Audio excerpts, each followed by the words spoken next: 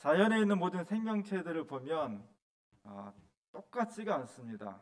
큰 것도 있고요, 작은 것도 있습니다. 자연 생태계를 보면 생존에 있어서 작은 것보다는 큰 것이 훨씬 유리하기 때문에 모든 생명체들은 크게 되려고, 크게 몸집을 가지려고 애써 노력을 합니다. 그것은 단지 크고 작음의 문제가 아니라 자연 생태계에 있어서는 죽음과 삶의 문제로 귀결될 수 있기 때문에 온 힘을 다해서 크려고 노력을 합니다. 큰 것은 생존율이 높고요, 작은 것은 고통받을 확률 또는 극단적으로 죽음에 몰릴 가능성이 많기 때문에 모든 생명체들은 커지려고 노력을 합니다. 근데 마음대로 되는 건 아니죠. 그래서 작은 것들은 늘 아프고 힘들고 고통스럽습니다. 자연 생태계에서는 그렇다 치고 인간은 힘에 의해서가 아니라 이성적으로, 도덕적으로 모든 동물과 달리 존엄한 가치를 가지고 사회를 이루고 있기 때문에 이런 힘의 논리를 벗어날 수 있다라고 생각을 합니다.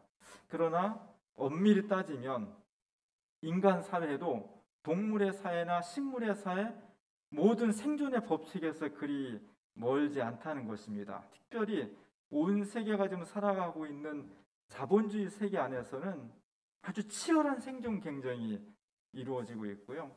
그 생존 경쟁에서 크고 강한 쪽은 살아남고 더 부해지기 쉽고, 작고 연약한 쪽은 고통으로 몰리거나 사지로 몰려서 생존하지 못할 확률이 굉장히 높습니다. 그래서 치열합니다.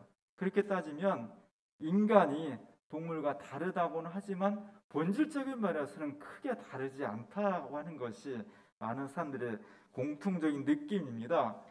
우리가 얼마 전에 오징어 게임이라는 그 드라마를 통해서 전 세계가 깜짝 놀랄 정도로 호응을 했고요. 전 세계 시청률 1위를 기록했고 또 주인공들은 많은 상도 받았습니다. 뭐가 그렇게 호응을 받았을까요?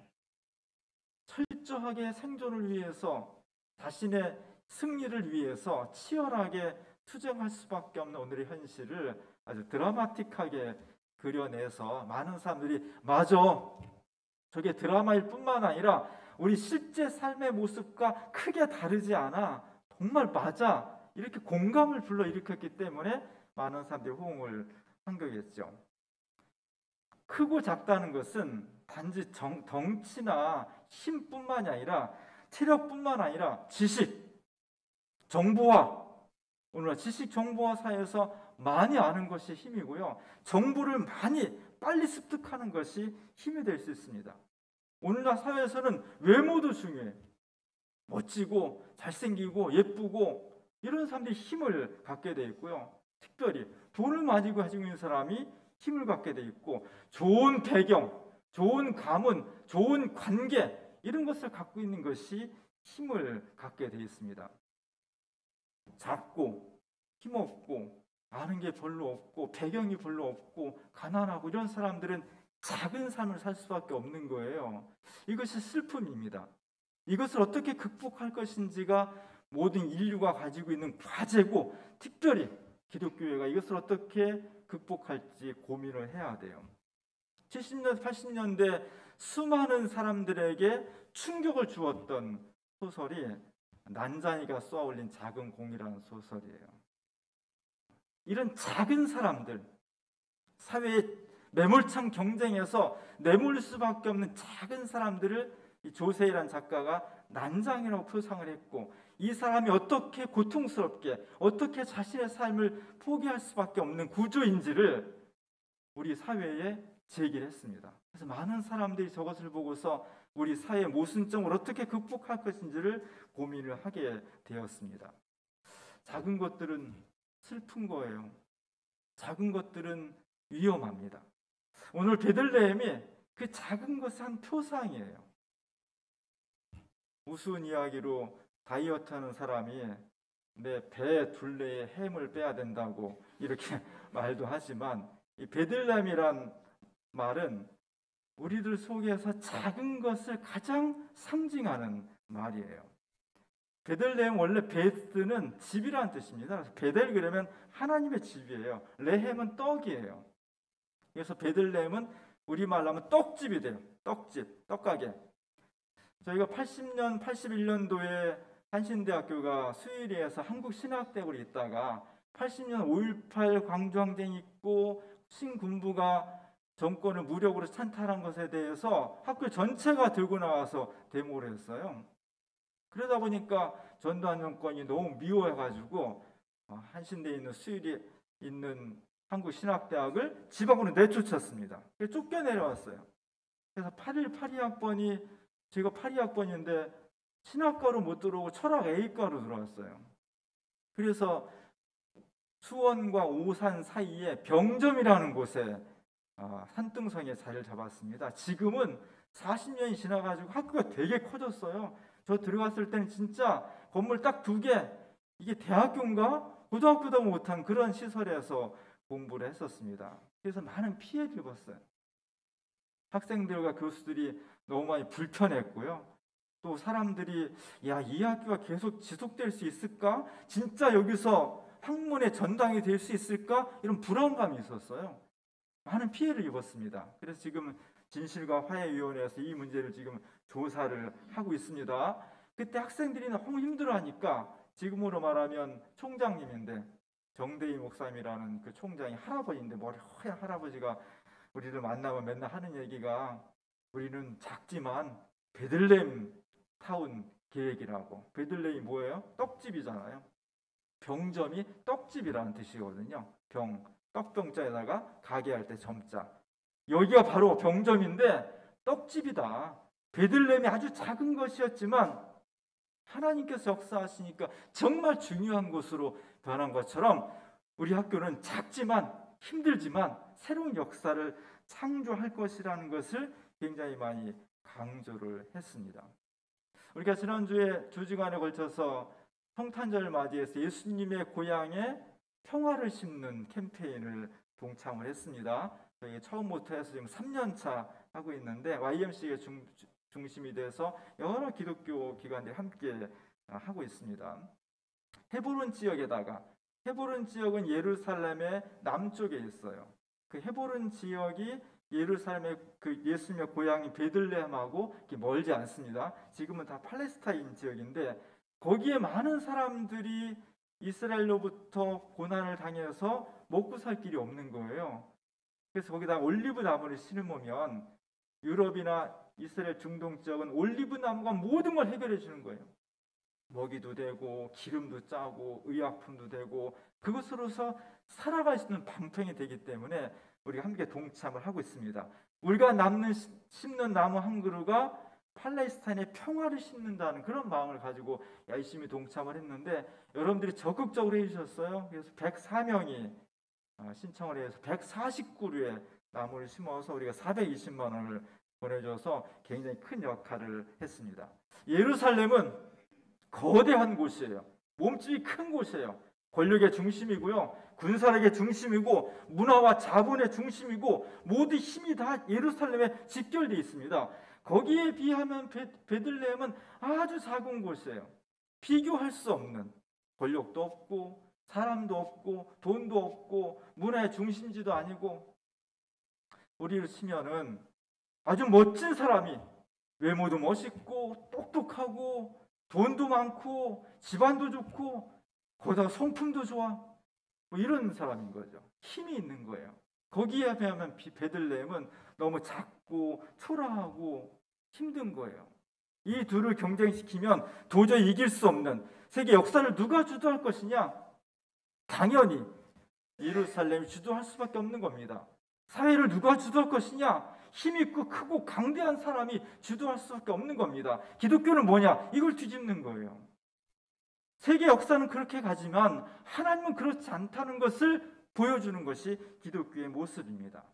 이러한 현실 속에서 베들레헴은 아주 작을 수밖에 없는 역사적인 현실 속에서 오늘 새로운 위대한 변화가 일어났다는 겁니다. 오늘 미가서의 말씀, 미가라는 예언자는 지금부터 한 2700년 전에 하나님의 말씀을 전한 분이에요. 힘들고 어려운 사람들에게 새로운 역사의 비전을 제시해 주었던 교회가 바로 이런 역할을 해야 되거든요. 잘못된 것은 꾸짖고 절망과 고통 속에 있는 사람들과 시대에 대해서는 희망의 불꽃을 붙여줄 수 있는 역할, 그것이 교회의 역할이에요. 그 교회의 역할을 선취적으로 만들어준 사람들이 예언자입니다. 미가는 그렇게 이사야나 이런 예언자들과 함께 그 동시대 사람들에게 하나님의 뜻이 무엇인가를 아주 강렬하게 선포했던 사람입니다. 그 중요한 메시지 중에 하나가 베들레헴은 누가 보더라도 예루살렘과 대비해서 작고 작은 거예요. 경쟁할 수 없는 존재, 이대로 가면은 아무런 역할도 할 수 없는 존재, 사명할 수밖에 없는 존재. 그런데 그 베들레헴이 가장 위대한 곳이 될 것이다. 그곳에 바로 메시아가 탄생하실 것이기 때문에 이런 메시지를 전한 겁니다. 그 예언이 있은 뒤에 700년쯤 후에 바로 그곳에서 우리가 메시아라고 믿고 따르는 예수 그리스도가 탄생하신 거죠. 내가 메시아라면 보통은 수많은 장소 중에서 예루살렘을 선택할 것 같아요. 사람은 왕을 어디로 보내? 서울로 보내야죠. 말은 제주도로 보내고. 근데 하나님은 거꾸로 하신 거예요. 말은 서울로 보내고 사람을 제주도로 보낸 거예요. 이치에 안 맞는 겁니다. 바로 예수님은 그가 오셔서 이 땅에 사람들에게 새로운 구원의 말씀을 선포하시고 활동하셨던 그 입장을 태어날 때부터 밝히신 겁니다. 크고 웅장하고 많은 사람들이 추구하는 예루살렘이 아니라 그 주변에서 보잘것없는, 거들떠 보지도 않는 베들레헴에 탄생하심으로써 메시아가 어떤 분이라고 하는 것을 우리에게 극명하게 보여주었습니다. 지난 12월 1일 날 NCCK에서 인권상 시상식을 했어요. 그때 인권상 시상식은 노동운동가가 받았고 특별상으로 우리가 이문정 검사를 특별상으로 주었습니다. 이문정 검사는 굉장히 독실한 기독교인이에요. 지금은 대구지검에서 활동하면서 단순한 검사가 아니라 우리 현대 지금 우리 사회를 꽉 쥐고 있는 권력의 핵심인 검찰을 다른 국민의 검찰로 만들기 위해서 고군분투하고 있는 정말 훌륭한 검사예요. 이 검사가 어느 교회를 다니냐? 대구시 바로 옆에 하양읍이라는 곳이 있어요. 경산시 하양읍이라는 곳인데 거기에 하양무학로교회라는 교회의 교인이더라고요. 그러니까 자꾸 이제 임지를 옮기니까 이런 분들은 등록을 잘 안 하는데 여긴 등록을 해서 다니더라고요. 하양무학로교회는 굉장히 유명한 교회예요. 왜 유명하냐? 큰 교회라서 유명한 것이 아니라 저 건축물 때문에 유명하게 됐어요. 저기에 목사님이 건축을 해야 되는데 돈이 7천만 원밖에 없었던 거예요. 교회 지는데 7천만 원 갖고 어떻게 줘요? 평소에 잘 알고 지내던 우리나라 최고의 건축가 중에 한 분인 승효상이라는 분에게 나 7천만 원밖에 없는데 교회 줘줄 수 있냐? 그래 내가 줘줄게 그랬다는 거예요. 그래갖고 15평짜리 교회를 줬어요. 이게 15평짜리 교회예요. 근데 많은 사람들이 저 교회를 보면은 크진 않지만 저 교회에 들어가서 보면 바깥이나 아니나 뭔가 하나님이 이곳에 임재하는 것 같은 느낌적으로, 그리고 아주 작지만 옥상이나 바깥에 벤치나 이런 것들이 정말 단순하면서도 아주 작지만 15평이니까 얼마나 작겠어요. 정말 작지만 하나님이 이곳에 임재하실 것 같은, 메시아가 정말 베들레헴 마구간에 태어난 것처럼 여기서 태어날 것 같은 그런 느낌을 갖는다는 거예요. 너무너무나 소중한 교회가 되었습니다. 저 축하하는 때 이문정 검사의 남편이 멋지게 생겼더라고요, 진짜. 그리고 저 교회 장로님이 오셨어요.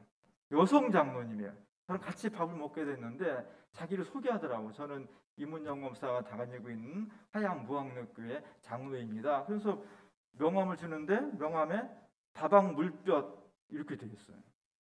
저는 다방 물볕을 경영하고 있습니다. 그러더라고요.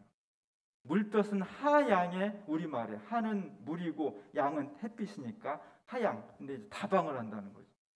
우리 교회 주변에도 커피숍 무지하게 많죠. 카페가 굉장히 많은 카페와 커피숍이 있는데 잘 찾아보면 다방이 몇 개 있어요. 저는 한 번도 다방에 사람 들어오는 걸 못 봤어요. 지하로 돼 있어가지고. 근데 문 안 닫는 거 보면 역시 영업이 된다는 거죠. 그리고 다방 그러면 은큼한 할아버지만 생각나죠. 근데 이 장로님, 여성 장로님이 50대 중반 정도 됐는데 자기는 다방을 경영한다는 거예요. 그래서 그 소리를 듣는 순간 수많은 생각들이 지나가죠. 이 여성 장모님이 다방을 경영하면 도대체 어떻게 한다는 거지? 모르겠는데 사진을 보여주는 거 보니까 말만 다방이지 사실은 커피숍에 아주 멋진 독서도 하고 차도 마시고 강연도 하고 뭐 이런 멋있는 정말 교회 바로 건너편에 저 건물을 승용상 건축가가 커플로 지은 거예요. 교회와 함께 커플로 지어주면서 지어주는 조건으로 내가 이름을 지어주겠다. 꼭 그대로 해라. 그래가지고 다방 물도 이렇게 줬더라고요. 저 교회나 저 다방이나 사실은 우리가 하양이 어디 있는지 알 수도 없는 거예요. 뭐 큰 것도 아니고 대단한 것도 아니고 그러나 그 작은 도시, 작은 마을이 승효상이라는 위대한 건축가의 손길을 통해서 교회가, 다방이 새로운 모습으로 변환되면서 그 지역의 명소가 되었습니다. 한 사람의 손길이 지역을 변화시킨 것입니다. 이 놀라운 역사가 오늘 우리 가운데도 일어났다는 거예요. 오늘 제가 주보에 번 존스의 박사들의 경배 장면을 실었습니다. 테피스트는 양탄자 같은 거로 만든 건데요. 지금부터 100년도 더 전에 만든 거니까. 오늘 마태복음 2장 6절에 보면 유대 땅 베들레헴아 너는 유대 고을 중에서 가장 작지 아니하도다. 누가 봐도 베들레헴은 가장 작은 곳이에요. 작다는 것은 패할 가능성이 많은 거고요. 작다는 것은 생존하기가 어려운 것입니다. 근데 너가 가장 작지 않다.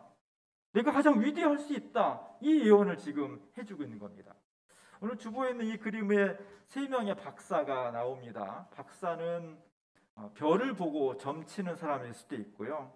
지금으로 말하면 천문학자일 수도 있겠죠. 그냥 박사라기보다는 아주 지혜로운 사람, 현자 이렇게 말을 합니다. 이 사람들이 아주 멀리 있는 메소포타미아 지구에서부터 별을 따라 지금 유대 땅까지 온 거예요. 베들레헴이 어디 있는지 알지도 못하고 어디로 가는지 알지 못하고 오직 별이 인도하는 대로 따라오다가 메시아를 만난 겁니다. 오다가 헤롯을 만나서 메시아가 있는 곳이 어디입니까? 태어난 곳이 이렇게 물어봤죠. 눈치 없이. 오늘 권사님 기도하셨듯이 메시아의 탄생은 한쪽 사람들에게는 굉장한 복음이고요. 한쪽 사람에게는 어두운 심판의 소식입니다. 그래서 발칵 뒤집혔어요. 예루살렘이. 그 위험한 소식을 듣고 물어봅니다. 어디서 날 것 같습니까? 바로 베들레헴입니다. 그래서 동방 박사들 3명이 예수님을 경배했다는 거죠. 누군지 아무도 몰라요. 근데 이제 한 500년, 600년 지나서 유럽에서는 전설이 생긴 거예요. 그래서 3명의 이름도 지어주고요. 어떤 사람인지 전설이 이제 한 1500년 동안 내려오는 겁니다. 맨 왼쪽에 있는 사람은 황금을 지금 성경에 따라서 드리고 있습니다. 황금은 권력을 상징하는 거예요. 권력을 메시아에게 드린 겁니다. 노인이죠. 권력을 쥐고 있는, 부와 권력을 쥐고 있는 노인. 그 눈매를 보면요 까다로워요. 요만큼도 흐트름이 없는 그런 눈매입니다. 저런 사람이 아무나 가서 그냥 메시아입니다 이렇게 경배할 사람이 아니에요. 엄격한, 정말 자기 나름대로 검증 절차를 거치고 나서 경배하는 분, 예수. 마국간에 나와 있는 저분을 정말 엄격한 절차를 거쳐서 경배하고 있다. 멜키오라는 사람인데요. 두 번째 있는 사람은 몰약을 드리는 거예요. 몰약은 예수님이 시체가 부패할 때 부패하지 말라고 넣는 약이에요. 방부제 같은 거죠. 그래서 예수님의 순환과 부활을 기념합니다. 두 번째 있는 사람은 굉장히 옷도 그 은색 갑옷처럼 입고요. 여성인지 남성인지 좀 보이시한 매력이 있는 그런 인물로 그려져 있고, 세 번째 사람은 카스파르라는 사람인데 유향을 드립니다. 신성한 사제 역할. 메시아는 왕이면서도 순환과 부활의 주인이면서도 또 신성한 제사장의 역할을 감당하는 거죠. 젊은 여성을 그렸습니다. 특이한 것은 흑인으로 그렸습니다. 지금부터 120년 전에 1904년도에 영국의 번 존스라는 화가가 이 3명의 위대한 사람을 그린다. 한 사람을 여성, 삼정권도 없던 시대의 여성, 그 중에서도 노예 같은 흑인에게 이것을 할당했다는 거예요. 이 화가는 대단히 진보성을 가지고 있는 사람입니다. 이 세 사람이 왜 이렇게 먼 길을 왔을까요?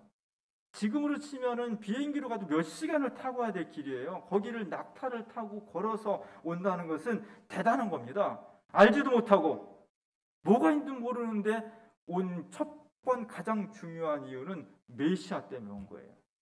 이분들이 별을 연구한 것은 인류를 구원할 메시아가 언제 어디서 어떻게 태어날까가 인생의 가장 중요한 핵심이었고 목적이었다는 겁니다. 이것이 신앙이에요. 우리는 어떤 사람들이냐? 수많은 역할을 하지만 여러 가지 우리의 직업도 갖고 일을 하고 있지만 핵심적으로 공통적인 것은 메시아가 우리 삶의 초점이 되는 겁니다. 교회는 왜 있어야 되느냐? 이 메시아의 삶이 개인의 삶뿐만 아니라 사회 구조와 역사 속에서 가장 핵심적이고 초점이 되도록 만들기 위해서 교회가 존재하는 거예요. 베들레헴이라는 누가 보더라도 낮고 천하고 작고 경쟁이 없는 작은 고을이 세상에서 가장 유명하고 가장 강대한, 가장 의미 있는 장소로 변환되었습니다. 군사력이 있어서가 아니라, 돈을 많이 벌어서가 아니라, 똑똑해서가 아니라 딱 한 가지, 메시아가 그곳에 태어났기 때문에 변한 거예요. 이 변화, 이 놀라운 변환이 기독교 복음의 능력입니다. 오늘 마태복음 2장 6절 하반절을 보면 내게서 한 다스리는 자가 나와서 내 백성 이스라엘의 목자가 될 것이다. 목자 없는 양은 불행한 겁니다. 위험합니다. 먹고 살 수 없습니다. 늑대와 맹수들의 먹이가 될 가능성이 많습니다. 선한 목자가 나와서 이스라엘을 지키고 보호하고 행복으로 인도한다는 겁니다. 그 메시아가 베들레헴에 태어났다는 겁니다. 가장 작은 곳에, 가장 무시받는 지역에, 가장 희망이 없는 곳에 메시아가 탄생함으로 그 역사가 완전히 변화되었다는 거예요. 뒤집어졌다는 거예요. 오늘 성탄절입니다. 성탄절은 메시아가 나에게 오시는 날이에요. 내 속에 메시아가 탄생하기를 기대하며 기다리는 것이 성탄절입니다. 오늘 우리의 삶 속에 메시아가 탄생하시길 원합니다. 그곳에 베들레헴의 기적이 있습니다. 오늘 우리의 가정에 메시아가 탄생하길 원합니다. 그곳에 그리스도의 평화가 있습니다. 오늘 우리의 사회 속에 눈물도 많고 불의도 많고 한도 많고 절망도 많은 이 사회 속에 메시아가 탄생함으로 인해서 아주 작고 작은 세계가, 힘없는 세계가 메시아를 통해서 활짝 새롭게 펼 수 있는 놀라운 역사가 일어나길 원하는 겁니다. 오늘 성탄 메시아의 탄생이 오늘 개인의 삶 속에, 우리의 가정 속에, 우리의 사회와 역사 속에 실제로 일어나서 평화와 생명이 가득하게 변화될 수 있는 베들레헴의 변화가 바로 오늘 우리의 것이 될 수 있기를 주님의 이름으로 간절히 축원합니다. 기도하겠습니다. 주님이 오셨습니다. 너무 고맙습니다. 베들레헴이 메시아 탄생을 통해서 완전히 변화되었습니다. 오늘 저희들의 연약함 속에, 우리의 가정과 일터와 사회 속에 메시아가 탄생하셔서 새롭게 하시고 새로운 구원과 생명과 평화를 내리워 주옵소서. 예수님의 이름으로 간절히 기도합니다.